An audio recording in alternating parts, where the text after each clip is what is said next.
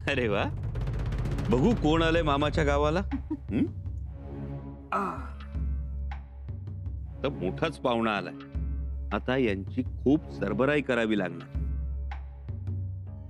खरंच हो दादासाहेब, सरबराई करा. मामासाहेब आले नाही, मग भाच्याला यावं लागलं.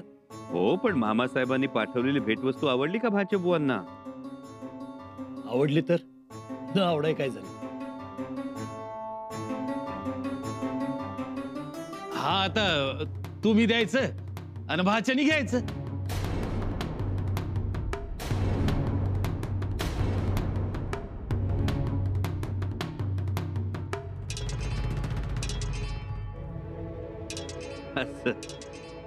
बर,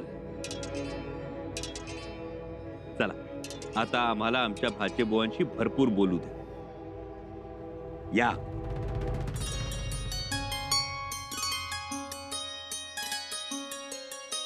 ताईसाहेब या ना आत. एवढ्या लवकर आपल्या भेटीचा योग येईल असं वाटलंच नाही. तेच ना, राजांचं काही कळतच नाही. या ना तुम्ही, या. आइए गणोजीराव, आइए.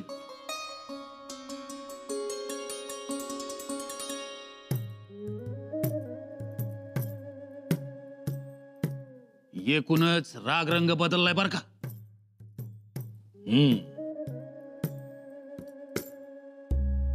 एकूण फरक तर चांगला पडलाय. अहो, या खेपेला काम होणार हे स्पष्ट दिसतंय बघा. काम व्हावं की, काम व्हावं, पर ते प्रेमानं व्हावं. गोष्टी आनंदानं प्रेमानं झाल्या तर तिची किंमत. खरं सांगू का गणोजीराव, तुमच्या मुलाचा पाय गुण चांगला आहे. आता कोणत्या गोष्टी नाडायच्या नाहीत. बघाच तुम्ही.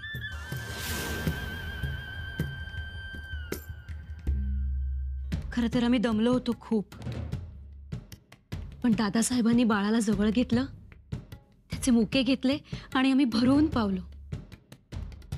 खूप आनंद झाला आम्हाला. आता या निमित्तानं आला आहात ना माहेरी, मग रहा निवांत, नका दगदग करू. हो, निवांत गप्पा मारू. आम्ही तुमचा पाहुणचार घेतला, आता तुम्ही आमचा पाहुणचार घ्या.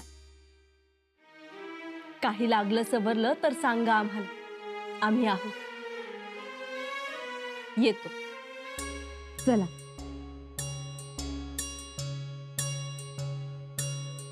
अक्कासाहेब,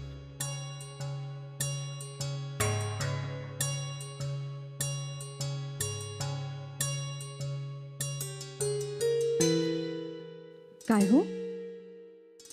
काही गोष्टी लक्षात आल्या आहेत आमच्या. तुम्हा दोघींच्या मनातली भीती आम्हाला जाणवते. खरं तर दादासाहेबांनी आम्हाला इथे बोलवलं नसतानाही आम्ही इथे आलो. का आलो? कारण आम्हालाही काही गोष्टींचा सुगावा लागलाय. म्हणूनच आम्ही गडावर असलो तर आम्ही घेतलेल्या वचनाची आमच्या स्वारींना याद राहील म्हणून आम्ही आलो.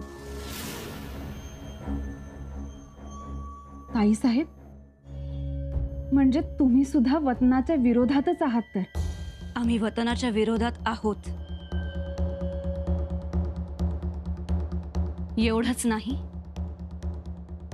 तर आम्ही आबासाहेबांच्या विचारांबरोबर आहोत. ताईसाहेब, ही खूप चांगली बाब आहे. गणोजी दाजी साहेबांना का बोलावून घेतलंय याबद्दल काही माहित आहे तुम्हाला? नाही, परंतु अंदाज आहे. म्हणजे कोणीतरी दादासाहेबांना थेट विचारलं पाहिजे तर.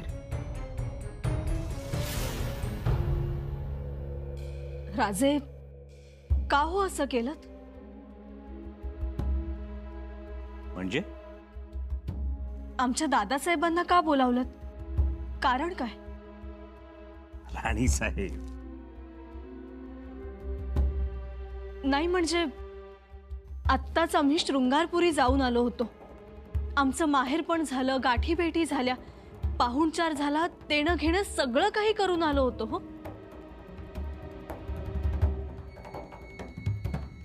राजे, आमच्यामुळे हा निर्णय घ्यावा लागलाय का तुम्हाला? नाही येसू, या निर्णयात तुमचा दुरान्वयही संबंध नाही. मग दादासाहेबांना बोलवण्यामागचं कारण तरी समजू द्यात आम्हाला. राणीसाहेब, सध्या अनेक घडामोडी घडत आहेत. राजकीय पटलावर अनेक स्थित्यंतर होत आहेत. त्या संदर्भातली चर्चा करण्यासाठी बोलावलंय. खरं सांगताय हे? येसू, गणोजीराव स्वराज्याचे सरदार आहेत. ते पराक्रमी आहेत. त्यांच्यावर काही जबाबदारी सोपवण्याचा विचार करतो आहोत.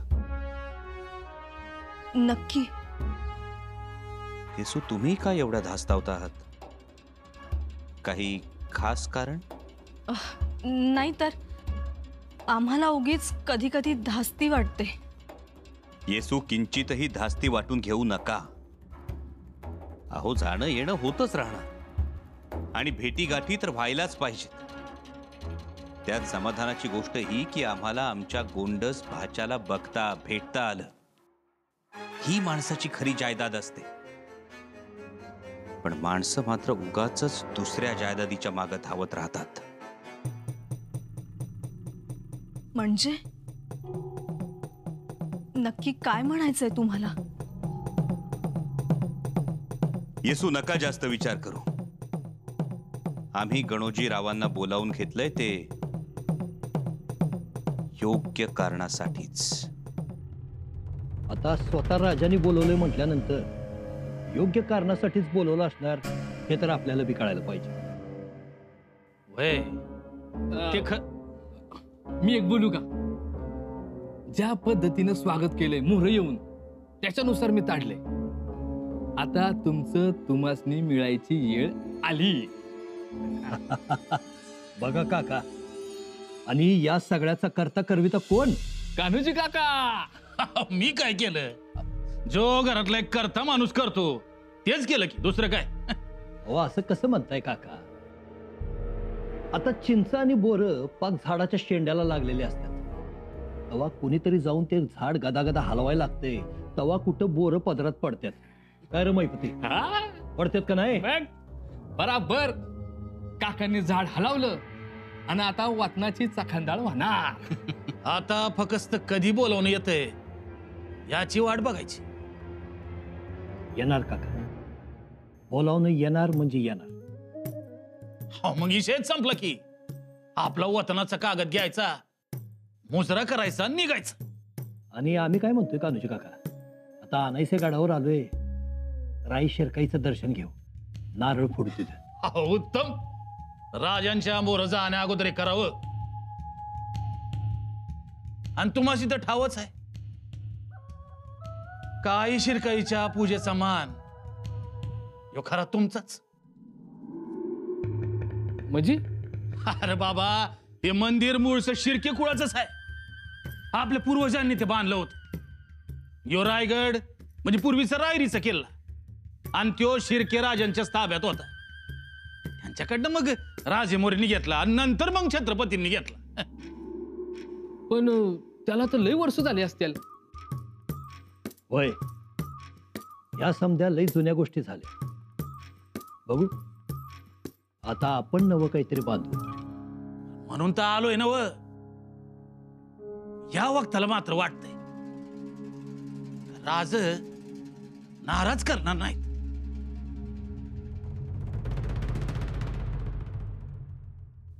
तुम्ही दादासाहेबांशी बोलला ना? बोललो, पण काय?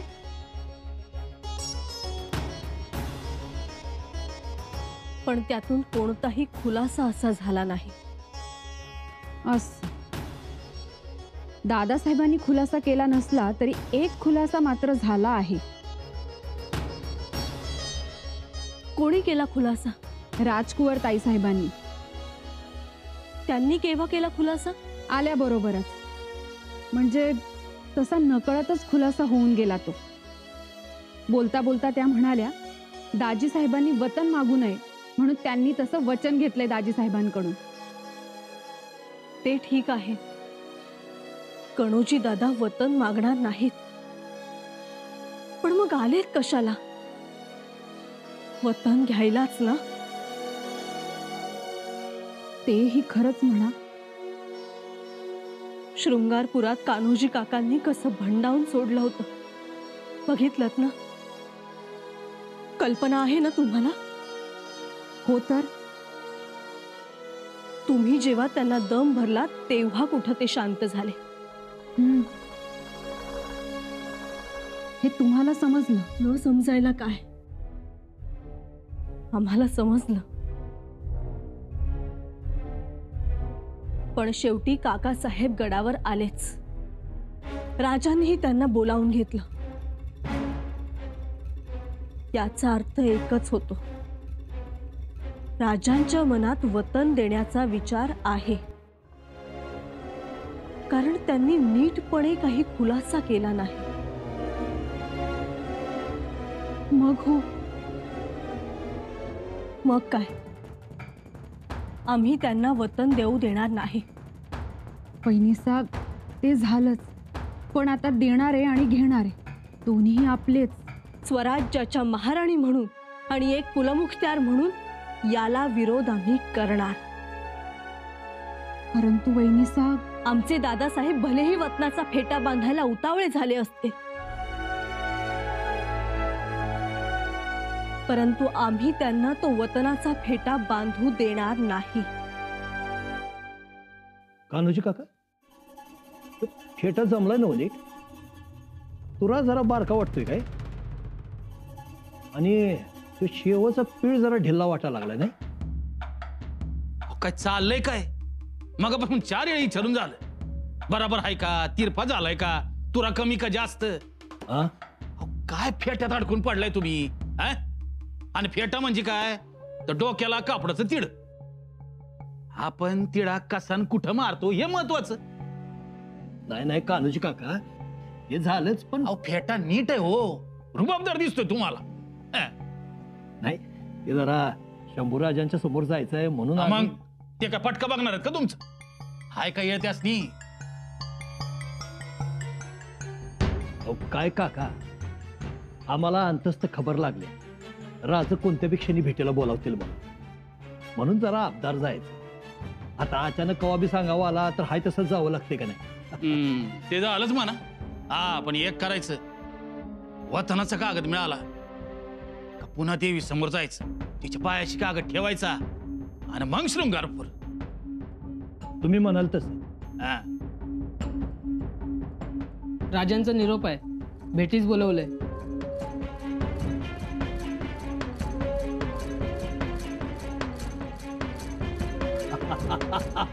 काय म्हंटल होतं आम्ही काका? हा. काका, हे सगळं तुमच्यामुळे झालंय काका. अहो, कुणामुळं कशामुळं हे नंतर, पहिलं चला. आणि हो, हे सांगा, वतन मिळालं तरी स्वराज्य पारखं होणार नाही. सेवा तुमचीच करणार असं म्हणा. होय. म्हणायला काय जात आहे? हा? चला, जायचंय आपल्याला. चला चला लवकर.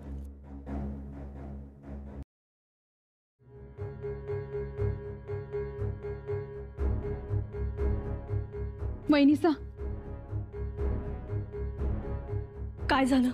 गणोजी दाजी साहेबांना आमच्या दादासाहेबांचा निरोप गेलाय. ते निघालेत. काय?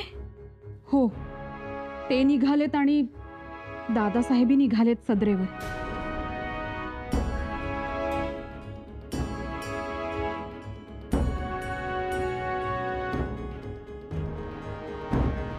अरे देवा, आम्हाला ज्याची भीती वाटत होती तेच समोर आले. परंतु आता गप्प बसण्याची वेळ नाही. आम्ही सदरेवर जाऊन येतो. सदरेवर? हो, सदरेवर. काहीही झालं तरी आता हे थांबवावं लागेल आणि हे आम्ही थांबवणार.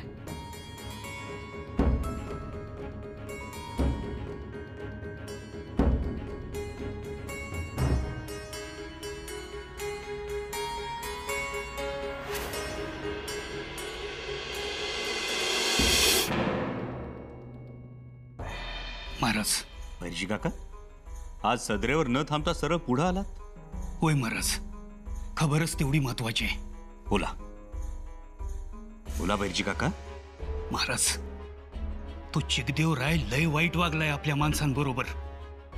काय ते स्पष्ट बोला. युद्धात पराभव झाल्यानंतर पकडलेले आपले सरदार जैताजी काटकर आणि दादाजी काकडे या दोघांना हाल हाल करून मारलं त्यानं. जैताजी काटकरांचं तर नाक कापून नैवेद्य दावला. जगदम. आपण पाठवलेल्या वकिलाचा सुद्धा त्या चिकदेवरायनं भर दरबारात अपमान केला. दरबारातल्या विदूषकांकडनं त्यांची डोकी भादरली, अंगावरच्या वस्त्राच्या चिंध्या केल्या. एवढी हिंमत चिकदेवरायाची. आणि आमचे हरजीराजे महाडिक. हरजी राजांना सुद्धा पराभवाचा तडाखा बसलाय. त्यांची बी फौज विखुरली गेली. होय महाराज, आणि एवढंच नाही तर तो चिकदेवराय औरंगजेबाशी संधान बांधून आहे. असं म्हणजे चिकदेवरायाच्या या उर्मटपणाला औरंगजेबाची फूस आहे तर. जी महाराज, आणि उर्मटपणा म्हणावं तर केवढा. त्यानं जो खलिता पाठवलाय त्यात तो म्हणतोय की आम्ही शंभूराजेंना ओळखत नाही. शंभूराजे हे नाव सुद्धा कधी ऐकलं नाही. काही हजारांची फौज आहे म्हणून कुणी स्वतःला राजा म्हणून मिरवू नये. ज्यानं त्यानं आपल्या पायरीनुसार वागावं. आमच्याशी कुरापत काढाल तर याद राखा, धैर्य माडब्यावरी आदर शिक्षे निमगे सिकबौदू. हिम्मत कराल तर शिक्षा करू. बहिर्जी काका, धैर्य माडी माटू शिक्षा नवनू मात्र माडी. हिम्मत आम्ही दाखवणार आणि चिकदेवरायाला अद्दलही आम्हीच घडवणार.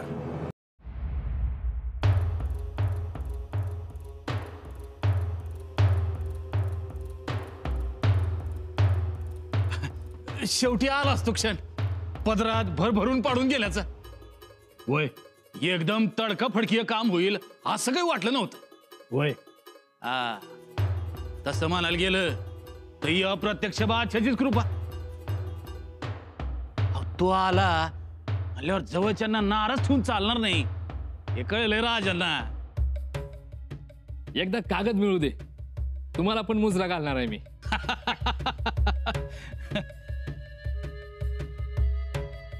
राजे अजून कसे आले नाही?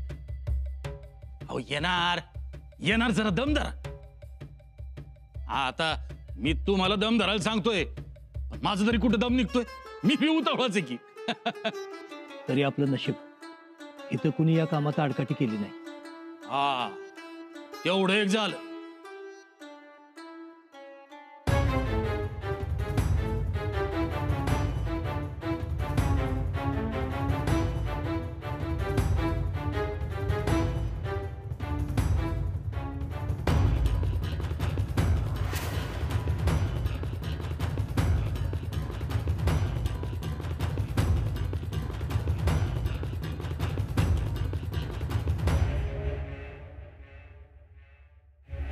ताईसाहेब तुम्ही?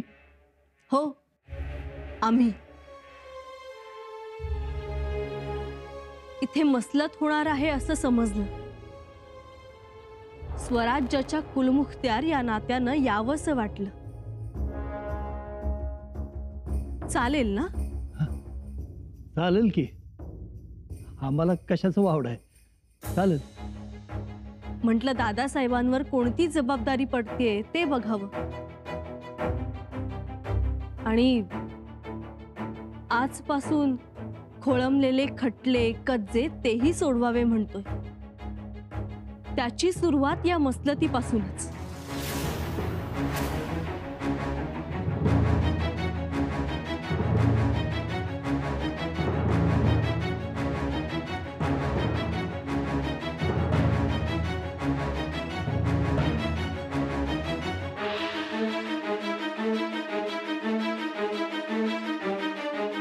आलं वाटतं राज.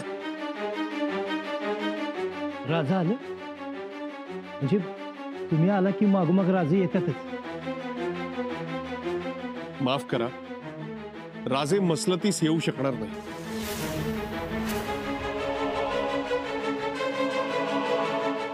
तातडीनं काही कामानिमित्त ते गडउतार झाले.